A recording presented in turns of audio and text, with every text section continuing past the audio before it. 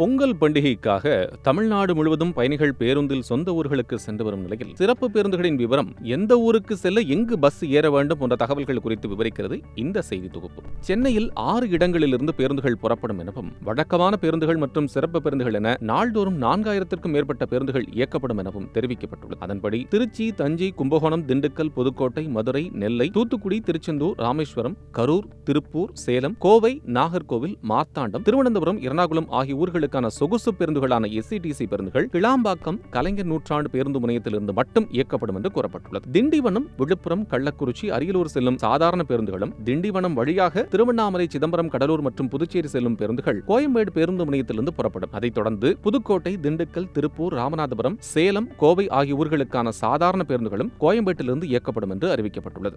இது தவிர காஞ்சிபுரம், வேலூர், திருப்பத்தூர், தருமபுரி, ஓசூர் மற்றும் திருத்தணி வழியாக திருப்பதி செல்லும் பேருந்துகள் பூந்தமல்லியிலிருந்து இயக்கப்படும். தாம்பரம் சானிட்டோரியம் பேருந்து நிலையத்திலிருந்து திண்டிவனம் வழியாக கும்பகோணம், தஞ்சாவூர் செல்லும் TNSTC பேருந்துகளும், தாம்பரம் ரயில் நிலைய பேருந்து நிலையத்திலிருந்து ஒரகடம் வழியாக காஞ்சிபுரம், வேலூர் மற்றும் ஆரணி செல்லும் பேருந்துகளும் புறப்படும் என்று கூறப்பட்டுள்ளது.